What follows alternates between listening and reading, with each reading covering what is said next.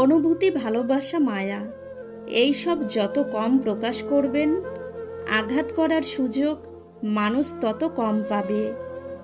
যে মানুষটা দূরত্ব চায় তাকে জোর করে আটকানো যায় না, কারণ সে কাছে থেকেও দূরত্ব বাড়াবে আর কষ্ট তোমার হবে। ছেড়ে যাওয়ার পর ভুল স্বীকার না করে বরং কাছে থাকার সময় ভুল স্বীকার করলে সম্পর্কগুলো অটুট থাকে। অবহেলার রাজপ্রাসাদের চেয়ে ভালোবাসার কুঁড়ে ঘর অনেক ভালো। জীবন কারোর জন্য কোথাও বিন্দু পরিমাণ থেমে থাকে না, চলে যায়, বরং সুন্দরভাবে কেটে যায়। যে মানুষটা আপনাকে ছাড়া বাঁচতে পারবে না বলে ভাবছেন, তার জীবন থেকে হারিয়ে গিয়ে দেখুন তার জীবনে কোনো প্রভাব পড়ে কিনা। দেখবেন সবকিছু ঠিকঠাক চলছে।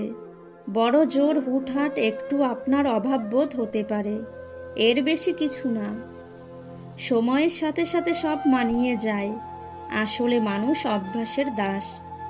অভ্যাস পাল্টে ফেলা একটু কঠিন, তবে অসম্ভব কিছু না। কোথায় যেন পড়েছিলাম, পৃথিবীতে কেউ কারোর জীবনে অপরিহার্য নয়। হঠাৎ অনুভব করলাম কথাটা আসলেই সত্যি। তুমি হয়তো ভাবছো যারা তোমার দ্বারা উপকৃত হয়েছে তারা সারা জীবন তোমায় মনে রাখবে, তবে তুমি ভুল ভাবছো।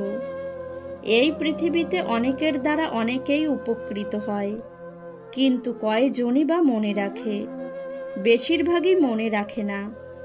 আমাদের প্রিয় মানুষগুলোই সবচেয়ে বড় অকৃতজ্ঞ। সুতো ছিঁড়ে গেলে লাটাই নিয়ে ঘুড়ির পেছনে ছুটতে নেই, ঘুড়িকে উড়তে দেখার মাঝেও আনন্দ আছে। আমার চোখেও অনেক কিছুই পড়ে, খারাপ আমারও লাগে, শুধু বুঝতে দেই না। ভালো থাকার হাজারটা কারণ থাকা সত্ত্বেও আমরা নিছক একটা কারণেই নিজেদেরকে অসুখী দাবি করি, অসুখী অনুভব করি। একটা সময় এসে আপনার মনে হবে সবার সাথে এত ভালো সম্পর্ক রাখার দরকারই ছিল না।